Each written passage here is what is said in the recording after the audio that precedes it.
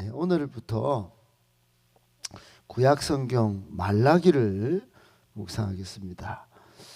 구약성경 1327쪽, 오늘부터 말라기서 구약성경 1327쪽 말라기 1장 1절부터 6절까지 1장 1절부터 6절까지 같이 교독하겠습니다. 말라기서 1장입니다. 1327쪽.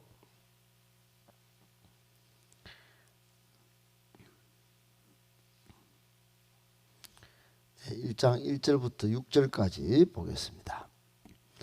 여호와께서 말라기를 통하여 이스라엘에게 말씀하신 경고라. 여호와께서 이르시되 내가 너희를 사랑하였노라 하나 너희는 이르기를 주께서 어떻게 우리를 사랑하셨나이까 하는도다. 나 여호와가 말하노라. 에서는 야곱의 형이 아니냐. 그러나 내가 야곱을 사랑하였고 에서는 미워하였으며 그의 산들을 황폐하게 하였고 그의 산업을 광야의 이리들에게 넘겼느니라. 에돔은 말하기를 우리가 무너뜨림 당하였으나 황폐된 곳을 다시 쌓으리라 하거니와 나 만군의 여호와는 이르노라. 그들은 쌓을지라도 나는 헐리라. 사람들이 그들을 일컬어 악한 지역이라 하며 여호와 영원한 진노를 받은 백성이라 할 것입니다. 너희는 눈으로 보고 이르기를 여호와께서는 이스라엘 지역 밖에서도 크시다 하리라. 내 이름을 멸시하는 제사장들아, 만군의 여호와가 너희에게 이르기를 아들은 그 아버지를 좋은 그 주인을 공경하나니 내가 아버지일진데 나를 공경함이 어디 있느냐. 내가 주인일진데 나를 두려워함이 어디 있느냐 하나 너희는 이렇게 우리가 어떻게 주의 이름을 멸시하였나이까 한도다. 아멘. 할렐루야. 네, 반갑습니다.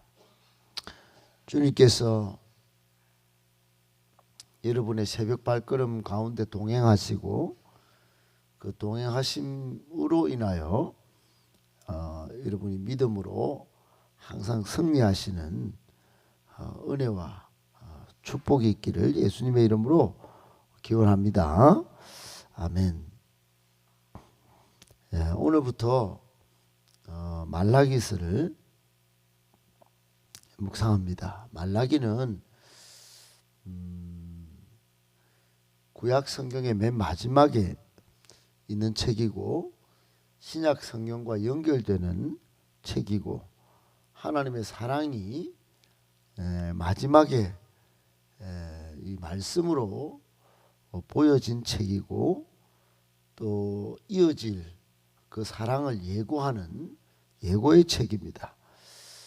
말라기서를 잘 읽지 않고는 신약 성경의 세례 요한과 예수님으로 이어지는 그 구속사의 사랑 이야기를 잘 알지 못하고 또 하나님이 얼마나 그 400여 년 침묵을 하셨는데 침묵하시는 동안에도 그 사랑이 이어졌는지를 이 말라기서를 안 읽고 신약 성경 보면 이게 뭐 처음부터 뭐지 이렇게 되는 것입니다. 하나님은 한순간도 잊지 않고 역사의 잔잔한 물결 속에서도 당신의 백성들과 또 인류를 구원할 사랑 스토리를 계속 써가고 계셨는데 여러분 그 사랑의 면면을 오늘 말라기서 통해서 좀 발견하시고 하나님을 더 깊이 사랑하는 은혜가 있기를 바랍니다. 오늘 말씀을 세 가지로 정리해서 묵상하겠습니다. 첫 번째, 말씀으로 경고하시는 하나님을 경험하는 것은 은혜입니다. 여러분, 하나님은 순차적으로 범죄하고 타락하는 백성들을 또 어그러진 길을, 영적으로 잘못된 길을 가는 이스라엘 백성들을 경고하십니다. 이렇게 순차적으로. 1차적으로는 말씀으로 경고하세요. 말씀으로, 사인으로, 또는 그러니까 말씀만 듣고 또는 사인만 보고도 그 경고를 야, 이 정도는 하나님 은혜다, 그리고 돌이키는 게 굉장히 좋은 일이겠죠. 그런데 그렇게 말씀으로도 사인으로도 경고를 듣지 않을 때 하나님은 재앙을 내리십니다. 재앙만 해도 좀 괜찮아요. 뭐 우리 인간적인 면에서 보면 야, 이거 뭐 인간적으로 너무한 거 아니가, 이렇게 말할 수 있는, 몇 사람이 죽든지 또는 그 심판으로 인하여 고통을 당하든지 그렇습니다. 그러나 그때라도 돌이키면 또 괜찮은 것이에요. 그런데 이렇게라도 돌이키지 않고 폐역의 행동을, 범죄 행동을 끝까지 가면 파멸입니다. 파멸. 노아의 방주가 대표적인 것이고, 이제 신약적 표현으로는 불심판 받고 한 개인은 지옥불에 떨어지는 게 이게 파멸이죠. 도저히 용서가 안 되고 도저히 이해할 수 없고 도저히 기다려도 안 된다. 그러면 이제 파멸인 것이죠. 오늘 말라기서는 이런 경고의 말씀이에요. 달리 말해서 이 경고의 말씀만 듣고 돌이키고 하나님께 돌아오면 참 좋은 일이었을 뻔했습니다.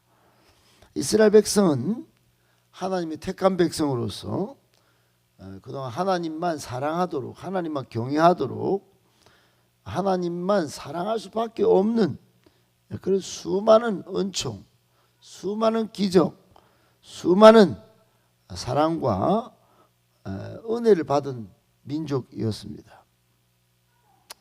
심지어 구약에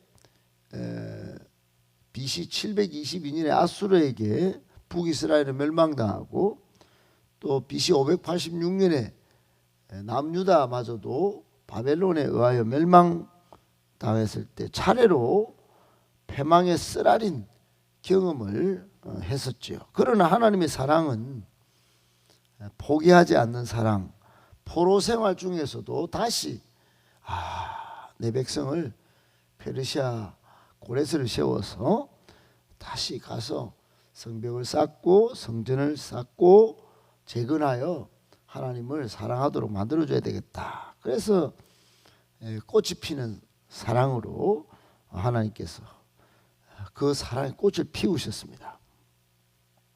얼마나 감격스러웠겠습니까? 이 말라기서는 그런 감격이 불과 몇 년 가지 않고 또다시 이스라엘 백성이, 오늘 본문에 하나님께서 말라기를 통하여 이스라엘에게 말씀하신 경고라. 내가 너희를 사랑한대 하는데 어떻게 우리를 사랑하셨나이까. 여러분 그렇게 읽어요. 1절 2절 끝에 보면 너희는 이러기를 주께서 어떻게 우리를 사랑하셨나이까. 이렇게 억울한데 뭐 이 정도밖에 안 주는데 그리고 막 계산적으로 막 감정이 막 섞여갖고 뭐 엉어리진 게 뭐 하나님의 그 사랑을 완전히 그냥 배때기를 치면서 어떻게 우리를 사랑하셨나이까. 그게 하나님 귀에 들리고 하나님 가슴을 치는 거예요. 그래서 그토록 만국의 서름도 또 포로의 고통을 겪었던 이스라엘 백성이 여전히 그런 하나님께 따지고, 또 내일부터 보겠지만 7절 이하에 또다시 부정의 제사를 드리고 형식적인 제사를 드리고 이방인과 혼인하고 11조 헌물은 도둑질 해가면서 하나님 것이 전혀 인정이 안 되는 거예요. 사람이 안 변한 겁니다. 안 변한 겁니다. 영적 매너리즘에 빠져서 살았어요. 그런 이스라엘 백성들에게 오늘 1절에 경고합니다. 경고장. 여러분 사인만 보고도 경고점 말씀을 하는 경고만 들어도 돌이키면 이게 은혜입니다. 은혜. 근데 오늘 본문 아이고 경고다 이거. 아이고 이 성경 이거 말라기 이거. 아이고 무섭겠다 이거. 딱 그렇게 생각하고 하나님을 판단하시면 안 되는 것입니다. 경고만 해도 경고만 들어도 빨리 가슴이 울려서 말씀을 귀로 들어서 감정으로 가는 게 아니고 가슴으로 들어서 돌이킬 수 있으면 엄청난 은혜인 것입니다. 꼭 기억하시고 우리에게도 지금 말씀하시는 하나님의 음성을 잘 듣고 돌이켜서 하나님이 주시는 삶에서 누리는 은혜가 크게 있기를 예수님의 이름으로 축복합니다. 아멘. 두 번째, 하나님의 사랑은 인간의 기준과는 전혀 다른 한결같은 사랑입니다. 여러분 TV 드라마나 영화나 수많은 인간의 이야기들이 있습니다. 눈물 쏙 빼는 영화로 치면 뭐 1000만 관객을 동원한 사랑 이야기도 있고 모든 사람들이 드라마 TV 앞에 앉아서 그 사랑 이야기를 이렇게 본 많은 히트를 친 드라마도 있습니다. 그런데 그 이야기가 그대로 다 이루어지는 경우는 극히 드뭅니다. 심지어 요즘은 드라마를 잘 안 보지만은 이야기가 대부분 아주 극단적인 사랑 이야기입니다. 실제로 우리나라에는 여러분 사랑 이야기보다는 헤어지고 싸운 이야기가 너무 많지요. 여러분 이처럼 인간의 이야기 중에 사랑 이야기는 정말로 감동이 넘치거나 또 한결같은 사랑으로 귀결이 잘 안 됩니다.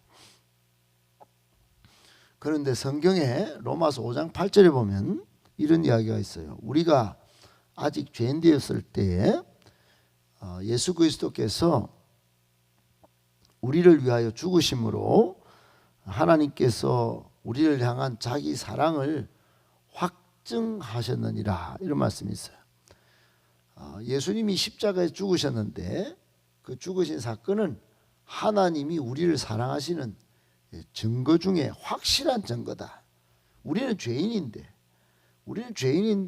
죄인을 위하여 예수님이 십자가에 죽으신 이 하나님의 사랑 이야기가 찐 사랑이다 하는 것을 바울이 발견하고 그렇게 적었어요. 여러분 오늘 2절에도 하나님의 사랑 이야기가 인간의 편에서는 그 이해가 되지 않는, 계산이 안 되는 그런 이야기가 있습니다. 이스라엘 백성들은 반발했죠. 내가 너희를 사랑하였거든. 근데 어떻게 사랑했습니까? 여러분 하나님 사랑의 특징이 있습니다. 첫 번째는 전적인 주권적 사랑입니다. 하나님이 오늘 본문에도 나오지만은 내가 야곱을 사랑했다. 야곱은 둘째 아들이에요. 그 에서가 첫째 아들인데 그때 당시에 시대적 그 자녀에게 흘러가는 사랑은 장자를 선택해서 장자에게 은혜를 주는 거예요. 그런데 하나님이 야곱을 선택해서 야곱에게 복이 장자권이 흘러가도록 이렇게 했습니다. 일방적인 사랑이에요. 인간의 계산으로는 너 이스라엘아, 너희들 야곱의 족속이야. 내가 그렇게 한 거야. 그것만 해도 사랑이야. 에이, 뭐 이렇게 되는 거예요. 두 번째 하나님 사랑의 특징은 무조건적인 은총의 사랑이에요. 은총. 그러니까 우리의 죄됨, 우리의 약함 이런 거 상관없이 하나님은 무조건적으로 은총을 베푸면서 사랑을 베푸시는 거예요.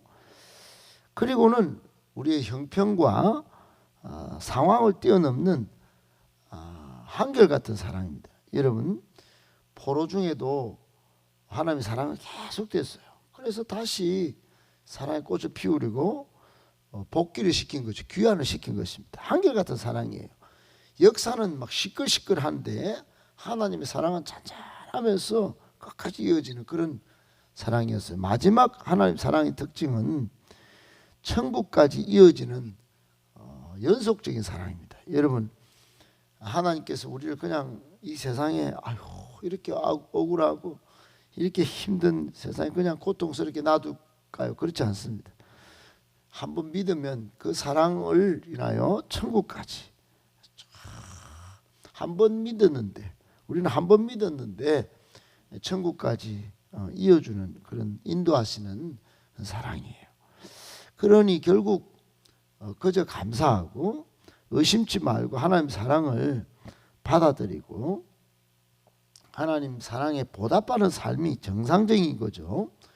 근데 인간적인 기준으로만 생각하니까 오늘 2절에 보니까 어떻게 사랑하였습니까? 이렇게 나오는 거예요. 여러분, 이런 사랑을 항상 오늘 하나님의 사랑의 특징을 발견하고 감사하는 성도는 그렇게 인간적으로 기준을 가지고 따지지 않았을 것입니다. 여러분 꼭 기억하고, 따지기보다 십자가에 나타난 사랑을 감사하며 살아가는 복된 성도 다 되시기를 예수님의 이름으로 축복합니다.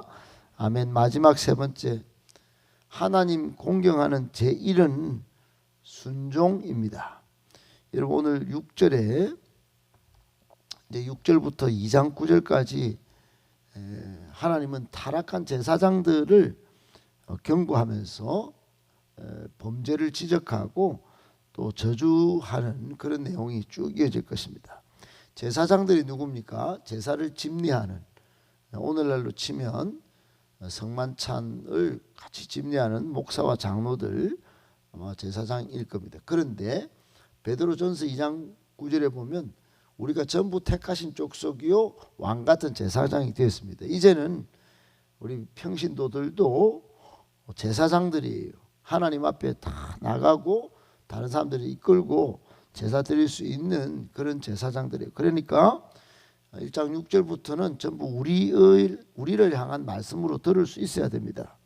그런데 6절에 보니까 이 제사장들이 어떻게 했나 봤더니 아들이 아버지를 또는 종이 주인을 당연히 공경하는데 그 너희들은 아들인데, 택한 아들이고 내가 아버지인데 나를 공경함이 어디 있느냐?